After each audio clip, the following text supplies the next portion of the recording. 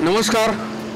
आपण आहोत आपटे रोडच्या कोरोनाइट हॉटेलमध्ये आणि इथे आपण गप्पा मारणार आहोत एक मॉडेल, अभिनेत्री आणि tarot card reader Amruta Kulkarni यांच्याशी. भेटूया थोड्याच वेळात.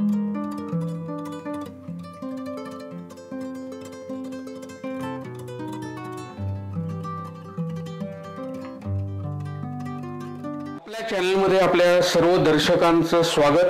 आज आपल्याबरोबर आहेत टॅरो कार्ड रीडर, त्याचबरोबर अभिनेत्री आणि तिसरी ओळख म्हणजे मॉडेल अशा अमृता कुलकर्णी. आज आपण त्यांच्याशी गप्पा मारणार आहोत, त्यांच्याकडनं जाणून घेऊया. पहिला तुझा आवडीचा विषय घेऊ आपण. नक्की. Tarot card. तर टॅरो कार्ड हा विषय आपण इथे घेतल्यानंतर बहुतेक अनेक लोकांचे त्याच्यावरती आक्षेप येणार आहेत. ते लोक शिव्या पण देणार आहेत की हो, कारण अंधश्रद्धा पसरवता वगैरे वगैरे. तर पहिलं ते शास्त्र कसं आहे आणि ते कुठनं आलंय? कारण आपल्या भारतीय ज्योतिष आणि असे अनेक हे आहेत, पण भारतामधनं टॅरो कार्ड हे आलेलं नाहीये असं माझी समजूत आहे किंवा अनेकांची समजूत आहे आपल्या दर्शकांपैकी. तर त्याचा इतिहास, भूगोल किंवा हे सगळं तू सांगशील का जरा? ते नक्कीच. टॅरो कार्ड हे मुळात भारतीय नाहीच आहे. टॅरो कार्ड हे आपल्याकडे युरोपमधून आलेलं आहे. साधारण 15व्या शतकामध्ये टॅरो कार्डचा उदय झालेला होता. टॅरो कार्ड्स हे पूर्वी नुसतं खेळण्यासाठी किंवा पत्ते जसे आपण खेळतो तसे टॅरो कार्ड्स लोक खेळायचे. कारण टॅरो कार्ड्स वरती जे चिन्ह असतात, विशिष्ट प्रकारचे चिन्ह असतात, त्याचा अर्थ खूप वेगवेगळा होतो. जसे पत्त्यांवरती जे आपण नॉर्मली पत्ते खेळतो, बदाम, किलवर, इस्पिक, चौकट असे जे पत्त्यांचे प्रकार असतात, तसेच टॅरो कार्ड मध्ये पण प्रकार असतात. वँड्स, पेंटॅकल्स, स्वर्ड्स असे 4 प्रकार असतात आणि त्यानुसार टॅरो कार्डचे खेळले जायचे पूर्वी. अर्थात आत्ताचे जे टॅरो कार्ड्स आहेत ते 78 आहे, म्हणजे 78 टॅरो कार्ड्स एका कॅटमध्ये आपण. मला असं वाटतं की टेक्निकल माहिती सांगण्यापेक्षा तू त्याच्यामधनं भविष्यकथन कसं केलं जातं याच्याबद्दल माहिती सांगितलीस तर आपल्या दर्शकांना जास्त आवडेल. नक्की नक्की मलाही सांगायला आवडेल. पामेला कोलमन स्मिथ यांनी जे आत्ताचे जे टॅरो कार्ड्स आहेत त्याचा शोध लावलेला आहे. त्यामध्ये जे 78 कार्ड्स असतात त्याच्यामध्ये 2 प्रकार असतात, मेजर अर्काना, मायनर अर्काना. आणि त्या प्रत्येक कार्ड म्हणजे जे 78 म्हणजे 78 जे कार्ड्स असतात त्या प्रत्येकावर जे चिन्ह असतात आणि त्या चिन्हामध्ये जे सूक्ष्म सूक्ष्म जे गोष्टी असतात त्या प्रत्येकाचा एक अर्थ असतो, गर्भित अर्थ लपलेला असतो. आणि जेव्हा मी सोल्युशन देते, फॉर एक्झाम्पल XYZ व्यक्तीने मला विचारलं की माझा बिझनेस कसा चालेल किंवा चालेल की नाही. अर्थात हे 2 प्रश्न, वेगवेगळे प्रश्न आहेत. बिझनेस कसा चालेल आणि चालेल की नाही. त्यामुळे मी आधी त्या व्यक्तीला सांगते की तुम्ही क्लिअर व्हा, तुम्हाला बिझनेस करायचा आहे असेल तर मग पुढचा मी चालेल की नाही सांगते. तर हो असेल तर मग तो कसा पुढे डेव्हलप करायचा हे सूक्ष्म त्याचे आधी मला बायफर्केट करावं लागतं. आणि जेव्हा ती व्यक्ती म्हणते हो मला बिझनेस करायचा आहे तो मी कसा करू किंवा तो कसा पुढे नेऊ, तेव्हा जे माझ्याकडे टॅरो कार्ड्स असतात ते त्यांना तो प्रश्न मी सांगितला जातो माझ्याकडून. त्यांना आधी रेकी दिली जाते की असा या व्यक्तीला तुम्हाला प्रश्न विचारायचे आहेत. ते शफल करून असे मांडले जातात गोलाकार. त्यांना जी मी शिकलेली रेकी आहे 13माही रेकी, ती मी रेकीचे जे सिम्बॉल्स आहे हे त्याच्यावर अप्लाय करते. आणि मग त्यानंतर त्यांचा जो प्रश्न आहे की XYZ व्यक्तीचं नाव घेऊन की या व्यक्तींचा हा बिझनेस आहे, तो त्यांना पुढे डेव्हलप करायचा आहे, त्याच्यामध्ये ग्रॉस पाहिजे, त्यांना भरपूर पैसा पाहिजे त्या बिझनेसमधून, हे त्या टॅरो कार्ड्सला मला सांगावं लागतं. ही शेवटी शक्ती आहे, ही शक्ती आहे. टॅरो कार्ड्स ही एक दैवी शक्ती आहे. आपल्याकडे उदय नाही झालेला त्या शक्तीचा, पण आजही भारतामध्ये अनेक लोक टॅरो कार्ड रीडिंग करतात आणि त्याचे लोकांना जे सोल्युशन देतात त्याचं खूप छान रिझल्ट्स येतात लोकांना, जे की मलाही आलेले आहेत. माझे जे क्लायंट्स आहेत त्यांनाही खूप चांगले रिझल्ट्स मिळालेले आहेत. आपले जे फिल्म इंडस्ट्रीमधली काही लोक असतील, काही पॉलिटिशियन्स असतील, काही सामान्य लोक असतील, सगळ्यांना टॅरो कार्डचा फायदा झालेला आहे. तर ते रेकी दिल्यानंतर त्या कार्ड्सला तो प्रश्न मला सांगावा लागतो की असा असा प्रश्न आहे, प्लीज त्यांना सोल्युशन द्या. थोडस याच्या मागचं शास्त्र समजावून सांग ना, कारण याला अंधश्रद्धा किंवा असं लोक समजू शकतात, तर याच्या मागे काही शास्त्र आहे असं तुझा दावा असेल तर ते जरा एक्सप्लेन कर ना, म्हणजे आपल्या दर्शकांना. शास्त्र नाही म्हणत आहे, हे जे आहे टॅरो कार्ड हे शास्त्राच्या पलीकडचं आहे, विज्ञानाच्या पलीकडचं आहे. जे ते डायरेक्ट कनेक्शन असतं, ती जी शक्ती असते विश्वाचा पसारा चालवणारी जी शक्ती आहे तिचा आणि त्या कार्ड्सचा डायरेक्ट संबंध असतो. ऍक्च्युली टॅरो कार्ड्स हे कुठल्या शास्त्रामध्ये नाही बसत. ही जी विद्या आहे ही शास्त्राच्या पलीकडची आहे. त्यामुळे जे देव आता ज्या युरोप कंट्रीमधून हे आलेलं आहे तिथे जे त्यांचा जो देव असतो तो जीजस असतो. म्हणजे मोस्टली ख्रिश्चन लोकांची ही विद्या आहे जी त्यांच्या पूर्वजांनी फाइंड आउट केलेली आहे. पूर्वीच्या काळी म्हणजे आपण नाही पण जे ख्रिश्चन बांधव आहेत आपले, ते जेव्हा चर्चमध्ये जातात किंवा कन्फेशन द्यायचं असतं तेव्हा हे टॅरो कार्ड आता हे छोट्याशा कार्डच्या स्वरूपात आहे, पण तेव्हा पूर्वी बाडं असायची. एका सिम्बॉलच्या खाली अनेक त्याचं डिस्क्रिप्शन करून सोल्युशन दिलं जायचं त्या कन्फेशन वरती. तर ते फादर किंवा बिशप आपण म्हणतो ते जेव्हा त्या व्यक्तीला सांगायचे की तू असं कर, तू तसं कर, किंवा तू ही गोष्ट टाळ, किंवा तुझ्या आयुष्यात पुढे या गोष्टी घडू शकतात, ते त्या टॅरो कार्डचं ते मेन ओरिजिन तिथे होतं. ते मग संक्षिप्त होत होत होत होत ते कमी कमी कमी होत ते फक्त कार्डच्या वरती आलेलं आहे की आहे याच्यामध्ये जे काही त्या सांगायचे त्या शक्तीला ते त्या कार्डवरती ते सिम्बॉलिक याच्यामध्ये सांगितलं जातं. तर मला कोणी जेव्हा सोल्युशन विचारतं तेव्हा मी कार्ड्सला विचारते तो प्रश्न. ते कार्डचा पुन्हा 3 गठ्ठे बनवायचे, पहिला गठ्ठा, दुसरा गठ्ठा, तिसरा गठ्ठा. आता याच्यामध्ये मी माझ्याकडून एक ऍडिशन अशी केली आहे की आपली जी नाडी चालू असते आपल्या शरीराची, म्हणजे प्रत्येकाची चालू असते 3 नाडी, एक चंद्रनाडी, सूर्यनाडी आणि एक सुषुम्ना. तर मोस्टली जी माझी नाडी चालू असेल त्या नाडीच्या ठिकाणी मी तो पहिला गठ्ठा ठेवते, मग दुसरा गठ्ठा. हे भारतीय तत्वज्ञान झालं.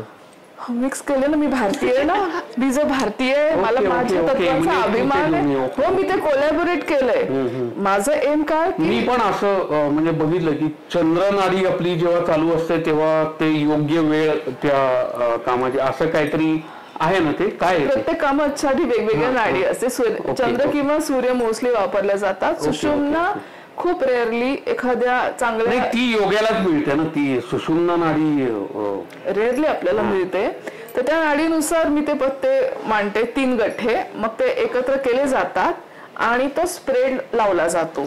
ओके, म्हणजे तू ते टेक्निक आणि भारतीय एक आपलं जे काय आहे हे सगळं एकत्र करून मी त्याचं सोल्युशन देते. त्याच्यानंतर पूर्ण ते त्याच्यामध्ये टॅरो कार्ड स्प्रेड करतानाची पद्धत अशी आहे की आपल्याकडे नॉर्मली उजवीकडून डावीकडे असतं, पण टॅरो कार्ड्स हे डावीकडून उजवीकडे स्प्रेड होतात अर्धचंद्राकृती आकारामध्ये. ते उलटे असतात, ते आपल्याला दिसत नाही, आपल्याला जो विचारतो प्रश्न त्यालाही दिसत नाही. आणि मग ते स्प्रेड झाल्यानंतर त्या व्यक्तीला मी सांगते की तुम्ही ह्याच्यातले कार्ड चूज करा. बरं, त्यांचा जो स्प्रेड आहे हा एका कार्ड पासून 12 कार्ड पर्यंत लागला जातो. तर मला स्वतःला त्या प्रश्नाची जेवढी डेप्थ वाटते की यांचा प्रश्न आपल्याला जास्त डिटेलिंग मध्ये बघायचा आहे, तर मी 12 कार्डचा स्प्रेड त्यांना लावायला, म्हणजे मी सांगते 12 कार्ड चूज करायला. फार छोटस हवं असेल सोल्युशन किंवा जस्ट त्यांना येस ऑर नो उत्तर हवं असेल तर 3 कार्डचा स्प्रेड खूप झाला. तर त्यांना फक्त स्प्रेड लागल्यानंतर वरून कार्ड चूज करायला सांगते. त्या कार्डचा स्पर्श नाही करायचा, त्यांना अलाउड नाहीये. तू वरून कार्ड फक्त हे कार्ड, हे कार्ड, हे कार्ड, किंवा इथून 14वं कार्ड, किंवा उजवीकडून 15वं कार्ड, असं ते सांगू शकतात. मग ते कार्ड त्यांचा तो असा स्प्रेड लागतो की पहिलं कार्ड, दुसरं कार्ड, तिसरं कार्ड, कधी 7 कार्डचा लागतो. मग झाला स्प्रेड लावून झाला की एक एक कार्ड असं उलगडत जातं. म्हणजे मीच उलगडते, त्यांना अलाउड नसतं. ते उलगडल्यानंतर ती अख्खी एक स्टोरी बनते आणि त्याच्यामध्ये त्यांच्या प्रश्नाचं सोल्युशन असतं. तुमचं बिझनेसचं काही असेल तर ते प्रत्येक पहिल्या कार्डचा अर्थ वेगळा, दुसऱ्या कार्डचा वेगळा, तिसऱ्या कार्डचा वेगळा. बरं, याच्यामध्ये चांगलं कार्ड, वाईट कार्ड असतातच, पण एखादं वाईट कार्ड चांगल्या कार्ड नंतर त्यांनी चूज केलं असेल तर त्याचा अर्थ बदलतो, किंवा एखादं चांगलं कार्ड वाईट कार्ड नंतर आला असेल तर त्याचाही अर्थ बदलतो. म्हणजे ते त्यांचं कुठल्या कार्डला ते फॉलो करतंय यानुसार पण त्या पूर्ण स्टोरी चेंज होते त्यांच्या काय उत्तराची.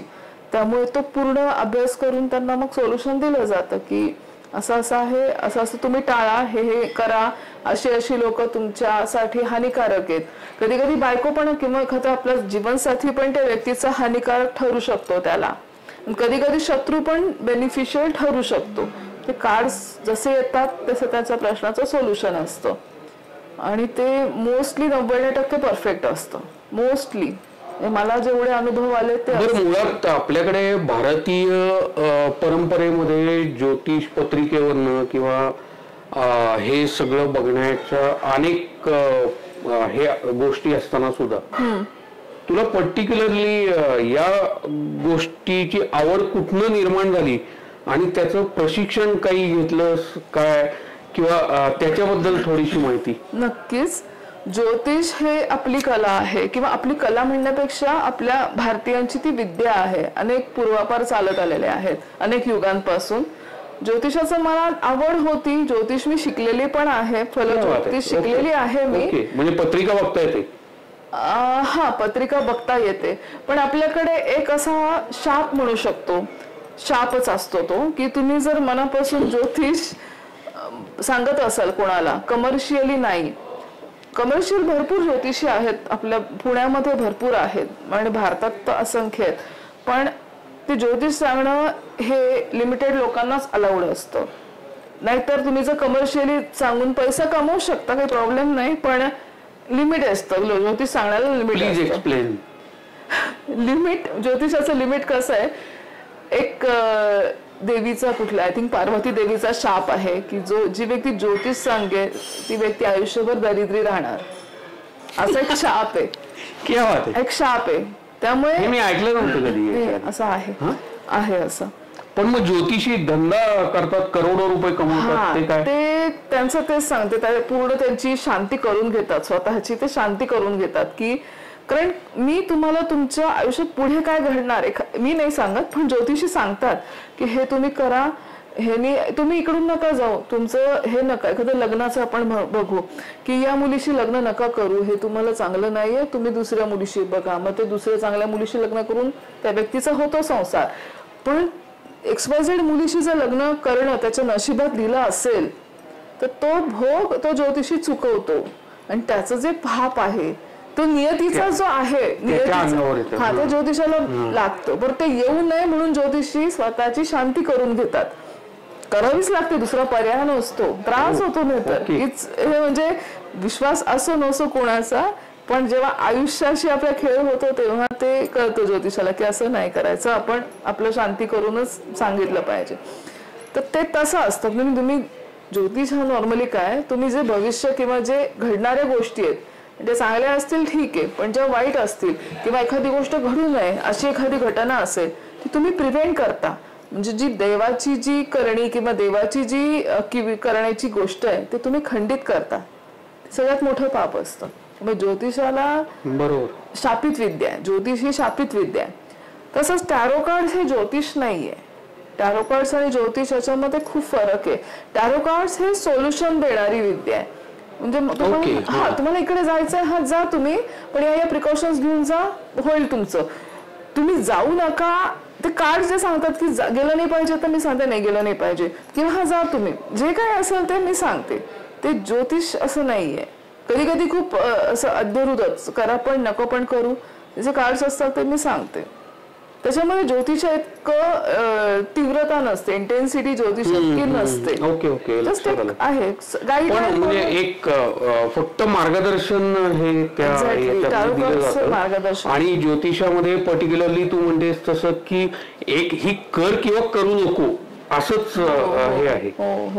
आणि टॅरो कार्ड हे सांगतं की करायचं असेल तर या मार्गाने कर बाबा, हा करू नको असं सहज. अगदी रेअरली खूपच वाईट कार्ड म्हणजे द टॉवर एक थोडस वाईट कार्ड आहे, थोडस धोकादायक कार्ड आहे, ते आलं तरच आम्ही म्हणतो की नाही हे करू नका किंवा हे थोडस थांबून मग करा.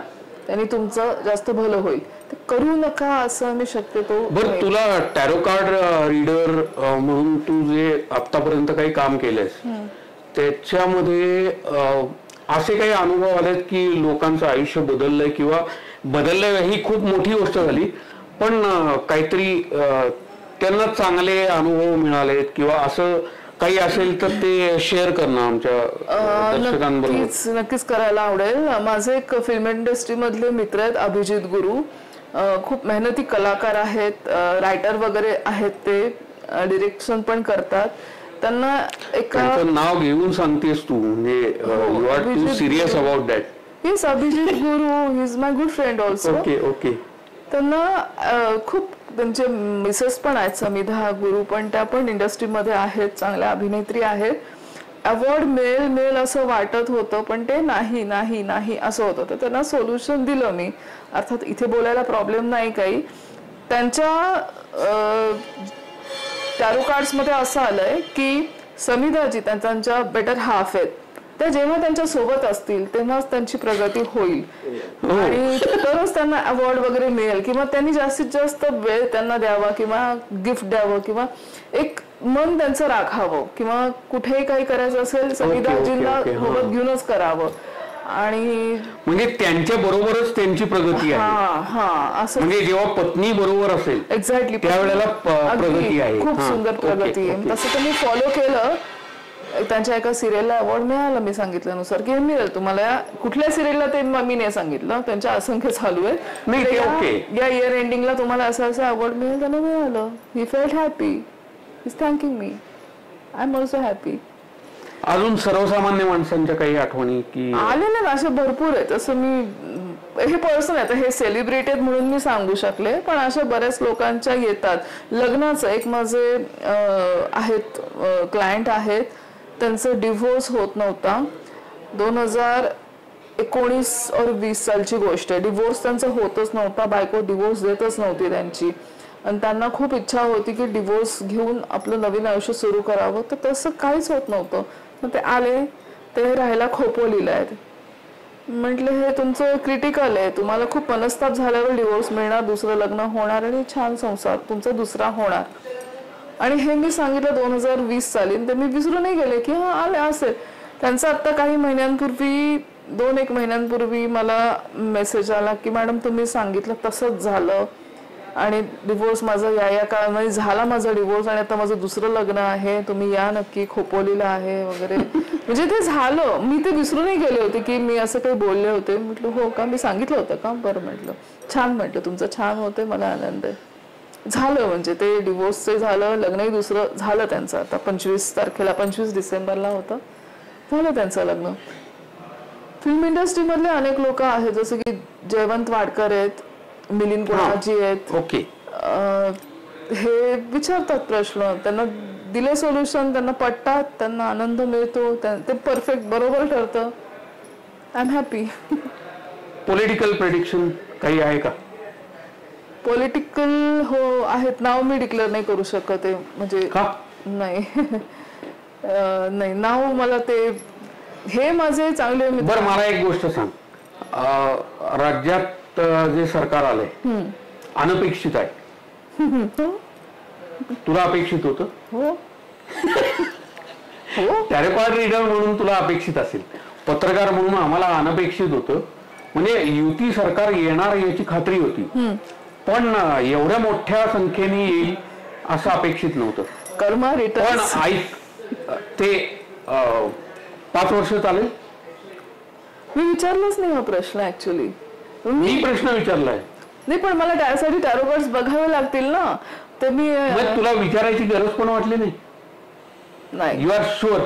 Not sure. ते सरकार येणार मला माहिती होतं, ते आलं आणि I really feel very happy की ओके आलं सरकार, आणि छान वाटलं मला हे सरकार आलं.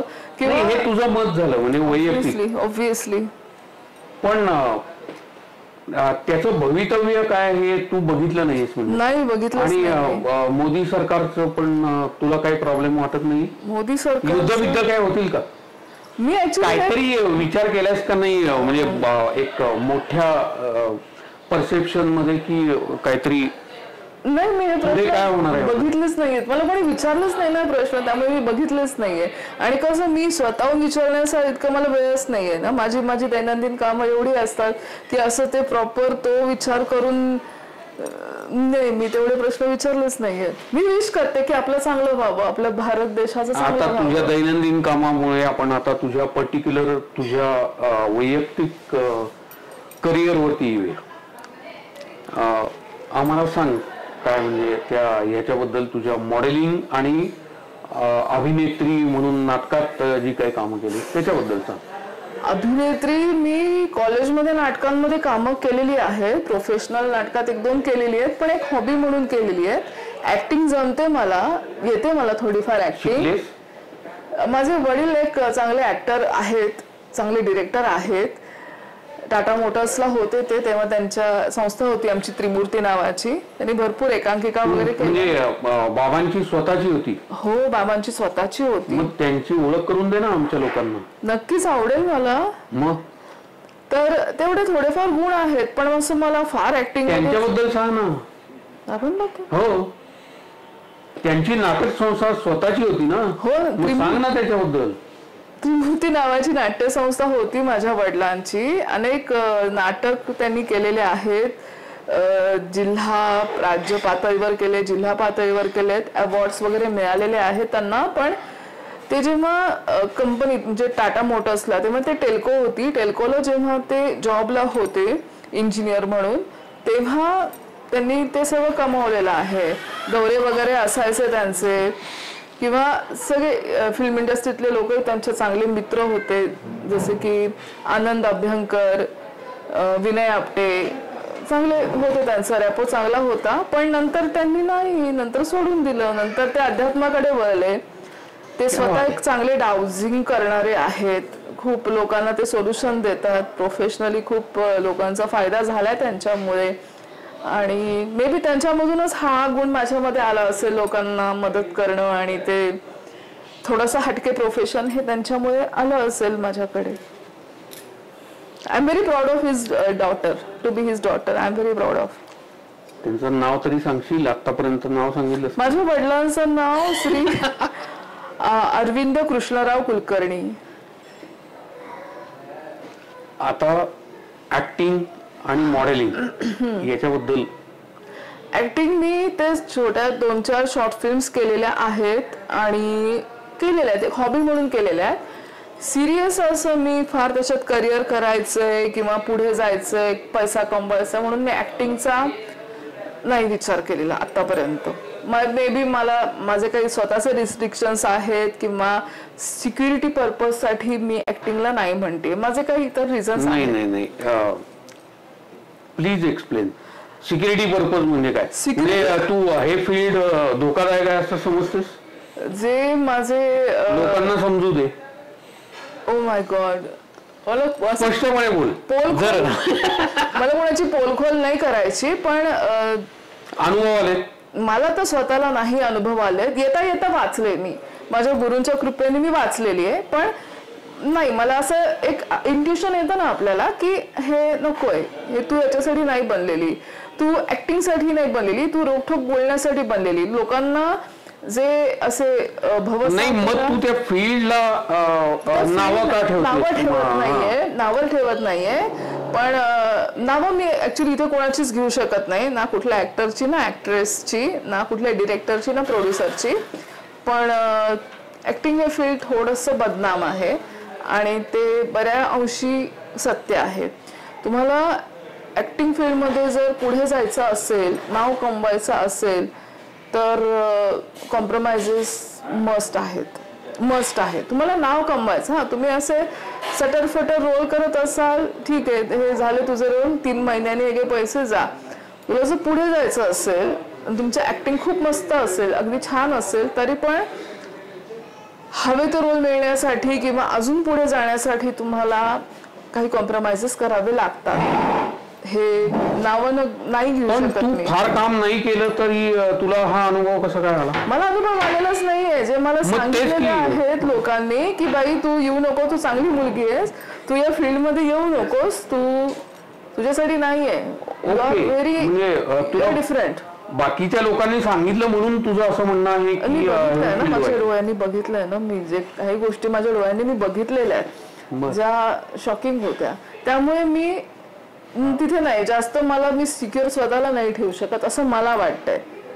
मॉडेलिंगचं फील्ड असं आहे की तिथे तुम्हाला एक लिमिटेशन्स असतात की हे एवढंच आहे. मी साडी मॉडेलिंग करते, मोस्टली मी साडी मॉडेलिंग प्रेफर करते की मला एवढंच करायचंय, किंवा जे आहेत कोऑर्डिनेटर ते नाही मॅडम एवढंच आहे, एवढंच करायचंय, हे 3 दिवसाला 3 चेंजेस आहेत, you will get end of. आमच्या दर्शकांना ते साडी मॉडेलिंग म्हणजे काय ते सांग एकदा समजावणं, मला पण माहिती नाही ते.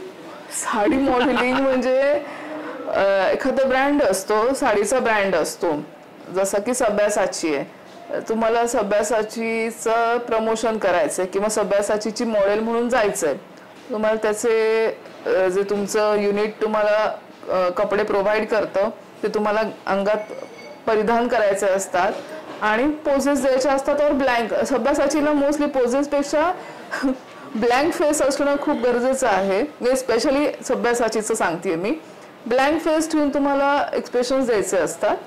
ज्वेलरी वगैरे तुमचं युनिट तुम्हाला प्रोव्हाइड करतं, बस संपला विषय, मॅटर क्लोज. दुसरे अनेक कल्की ब्रँड आहे किंवा अनेक इतर भरपूर ब्रँड्स आहेत आणि मॉडेल्सही भरपूर आहेत.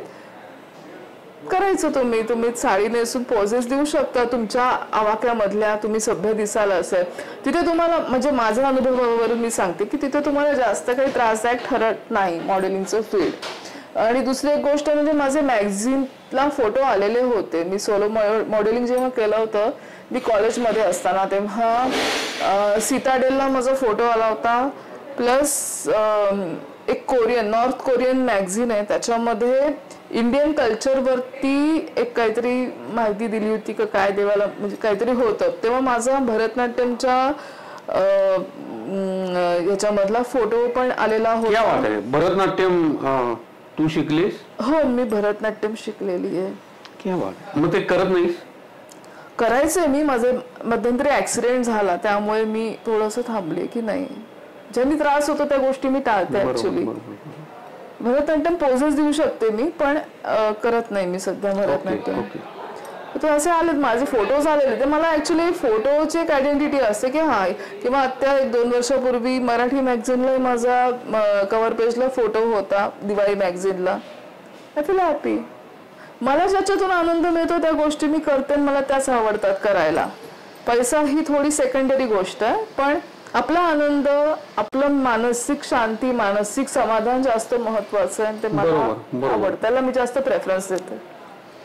मग ते मानसिक शांती आणि हे मिळवण्यासाठी काय बाकी? मी मेडिटेशन करते ना. क्या बात आहे. मी रामरक्षा पण म्हणते आणि आमच्या गुरूंची जी साधना सांगितली ती पण मी करते, कलावती आईंची बालोपासना, आणि मला आनंद मिळतो. मेडिटेशन काय म्हणजे शिकलीस? नाही शिकायचं किंवा कोण गुरु वगैरे आहे काय? हा, आमच्या गुरु कलावती आई यांचं जे त्यांनी जे. पण मग मेडिटेशन हे त्यांच्या याच्यात आहे कसं आहे मला माहिती नाही. अजप म्हणतात, जे मेडिटेशन म्हणजे कॉन्सन्ट्रेट, आधी शांत बसायचं, ओंकाराचं आईंनी सांगितलं, आमच्या आईंनी कलावती आईंनी सांगितल्याप्रमाणेच ओंकार लावायचा, त्याने तुमचं कॉन्सन्ट्रेशन होतं, ते करत राहायचं.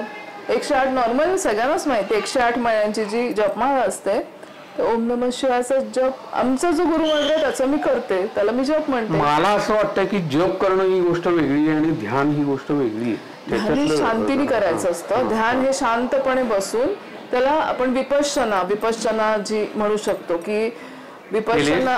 हो, मी सेशन्स अटेंड केलेले आहेत. याला जाऊन कुठे? मरकर रोडला, इगतपुरीला नाही जमलं, मरकर रोड इथे आहे पुण्यातलं, आणि एक इथे सारसबागेच्या जवळ एक आहे, ते फॉलोअप साठी आहे ना? ते नाही मला माहिती, तिथे ते फॉलोअप साठी आहे. अच्छा, मरकर रोडला मरकरला तिथे तू ओरिजिनली करू शकते. हो, ते मी. पण इथे जे स्वारगेटचं आहे हे फॉलोअप करण्याचं आहे, म्हणजे तिथे तू अख्खा कोर्स नाही करू शकत तू. अच्छा, आलं का लक्षात? मी मरकरला केलेलं एक सेशन ऑन दी वे आहे माझ्या जायला, गावाच्या जवळ जायला, पण मी गेले नाही. नाशिकची आहेस काय? अरे हो, नाशिकची आहे, म्हणजे नाशिक माझ्या आजोळ आहे, नाशिकची नाही, मी पुण्याचीच आहे. आमचा वाडा पुण्यामध्ये वाड्यामध्ये गेलंय माझं बालपण. पुण्याची मी, मला अभिमान आहे मी पुण्याची असल्याचा. तर त्यामुळे पण नाशिक आणि बेळगाव ही दोन माझी आवडती ठिकाण आहेत, प्रचंड आवडती. ओ ग्रेट. माझ्या आणि मी नाशिकचा गावकरी पेपर आहे ना त्याचं मी ब्युरो चीफ म्हणून नवी मुंबईत काम केलं. ओ लवली, खूप सुंदर. टॅरो कार्ड रिडिंगचं आहे. टॅरो कार्ड रिडिंग एक चांगले, तुम्हाला एखाद्या म्हणजे कोणाला सोल्युशन हवा असेल तर नक्कीच टॅरो कार्ड रिडिंग मार्फत तुम्हाला सोल्युशन मिळू शकतं. कुणी असो, कुठल्याही जाती धर्माचा असो, सोल्युशन सगळ्यांना मिळू शकतं. मी सगळ्या धर्मांचा आदर ठेवते, कुठलाही धर्म असू दे. मी स्वतः गळ्यामध्ये क्रॉस घातलेला आहे. का? कारण मी जे माझं प्रोफेशन आहे ते आहे त्या धर्मातलं आहे आणि मला त्याचा आदर ठेवायचा आहे आणि आदर ठेवायचा मला. No, I am not Christian. मी गळ्यामध्ये त्रिशूळ पण घातलेलं आहे कारण मी शिवभक्त आहे. मी शिवाची भक्त आहे. मी त्रिशूळ जे माझं मूळ आहे, जे आपल्या हिंदू धर्माचं मूळ आहे, मी टिकली नाही लावलेली पण मी हिंदू आहे आणि proud of to be Hindu. आणि मी शिवाची आराधना करते आणि ते मला शो ऑफ करायची गरज नाहीये. पण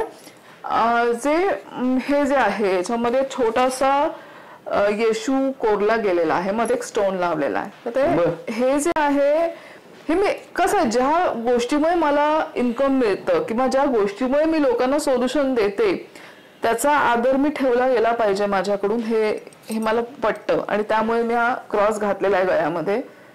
मग बाकी काही उद्देश नाहीये. I respect Christianism, I respect Islam and I ever respect and I ever love Hindu. एक मिनिट, तू ख्रिश्चनिझमचा रिस्पेक्ट करतेस म्हणजे what do you know about Christianism? कारण ख्रिश्चनिझमचं तत्वज्ञान ही वेगळी गोष्ट आहे आणि कार्ड रिडिंग ही वेगळी गोष्ट आहे. तू तत्वज्ञानाचा अभ्यास केलास? नाही, अजिबात नाही. मग तू असं कसं म्हणू शकतेस की आय रिस्पेक्ट ख्रिश्चनिझम? ख्रिश्चनिझम म्हणजे माझे जे कोणी काही सहकारी आहेत ते ख्रिश्चन आहेत, त्यांचा धर्म ख्रिश्चन आहे. I do respect my all colleagues, all my friends who are Christian. Okay, चांगलं बाबा, खुश राहा, मला काय. हे मी त्यांचं फॉलो करते. माझं पैसा कमवण्याचं साधन टॅरो कार्ड रिडिंग आहे सध्या. त्यामुळे मी घातलं घरामध्ये. मला काही त्याच्यामध्ये वावगं वाटत नाही. वावगं वाटायचं, I feel happy. I feel ever happy. माझं हिंदुइझमला त्यांनी काही धक्का पोचतच नाहीये. मी मनाने हिंदू आहे आणि हिंदूच राहणार, टचवूड कायम. त्यामुळे आदर ठेवावा आणि ठेवलं तर उलट चांगलं. आपलं मन शुद्ध राहतं, आपलं मन निर्मळ राहतं. आदर ठेवावा प्रत्येक धर्माचा, पण सत्य जाणून घेऊन. म्हणजे इस्लाम धर्माचे हे आहेत चांगल्या गोष्टी, या वाईट गोष्टी आहेत. बट आय रिस्पेक्ट इस्लाम धर्म. ठीक आहे, खूप घाणेरड्या घटना घडतात समाजात, मी काय इथे तो विषय नाहीये माझा. पण धर्म वाईट नसतो, धर्माचं काहीतरी चुकीचं इंटरप्रिटेशन वाईट असतं. धर्मामध्ये चुकीच्या गोष्टी इंटरप्रिटेशन वाईट असतं असं आपल्याकडे पण आहे, हिंदू आपल्याकडे पण आहे, सगळ्यांकडे. आता ते वाईट वाटतं, आपली नको वाटतं. त्यामुळे ती वृत्ती वाईट आहे. त्यासाठी माणसं म्हणजे त्या माणसांमधली वृत्ती वाईट आहे. धर्म कुठला का असे ना, ते संस्कार तेच असतील तर हे मागच्या जन्मातून पुढच्या जन्मामध्ये कॅरी होतात. आता या जन्मी एखादी व्यक्ती मुसलमान आहे, पुढच्या जन्मी ख्रिश्चन झाली, ते गुण कॅरी झाले तर तो ख्रिश्चनांमध्ये जाऊन ती व्यक्ती तेच घाण करणार, हिंदूंमध्ये आली तरी तीच घाण करणार. त्यामुळे ती वृत्ती जी आहे ती नष्ट होणं महत्वाचं आहे. त्यासाठी रामरक्षा म्हणणं खूप गरजेचं आहे. रामरक्षा काय मदत करते? रामरक्षेमुळे तुमचं जे काही, म्हणजे तुम्ही म्हटले असेल मला माहित नाही, बुध कौशिक ऋषींनी जी रामरक्षा रचलेली आहे ती खरंच पॉवरफुल आहे. मी म्हणून बघा, तुमचं मानसिक शारीरिक रक्षण नाही. त्याची पॉवर सांग, म्हणजे आम्हाला माहित नाही, कारण आम्ही काय म्हणायचं त्याला की अशी एवढी भाविक वगैरे माणसं नाही होत. रामरक्षाने तुमचं रक्षण होतं. तुम्ही एकदा म्हणून बघा, त्याचे जे उच्चार आहेत, शुद्ध संस्कृत उच्चार आहेत, ते करून बघा, तुम्हाला आपोआप एक मानसिक शांती मिळते. बरं, एखादा खूपच दरिद्री माणूस आहे, म्हणजे दरिद्री इन केस आधी पैसा असेल, काही कारणास्तव पैसा गेला असेल त्याच्याकडचा, रामरक्षेचा काही श्लोक आहे. आत्त सज्ज धनुषा विशुस्पृशा वक्षया शुग निशंग संगिनो रक्षणाय मम राम लक्ष्मणा वग्रतः पथी सदैव गच्छताम. काही अजून आहेत, इव्हन विष्णू सहस्रनामातही आहेत असं. मी रामरक्षेचं एक हे पण ऐकलंय, म्हणजे असं युट्यूबवर कुठेतरी एक ऐकलंय की राम रामेती रामेती रमे रामे मनोरमे सहस्रनाम तत्तुल्यं.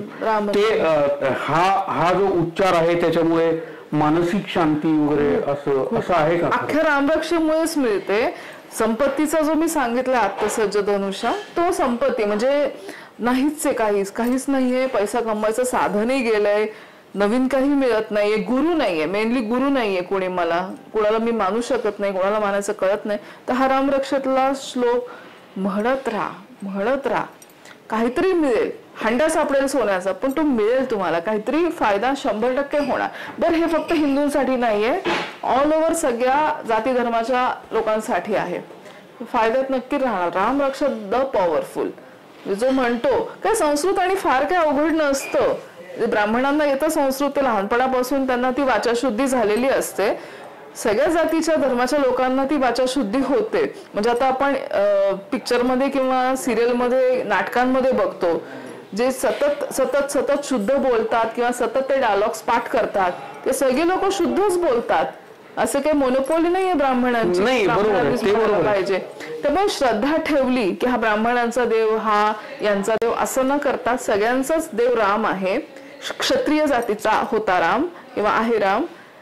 तर म्हणजे असं नाहीये की जाऊ दे आता, काही जास्त मी वाढवत नाही दुसरा विषय, पण रामावर श्रद्धा ठेवली तर सगळ्यांचंच भलं होणार. रामरक्षा म्हटली तर अनेक गोष्टी, म्हणजे एखादं पाप करण्यापासून प्रत्येक व्यक्ती बचावणार.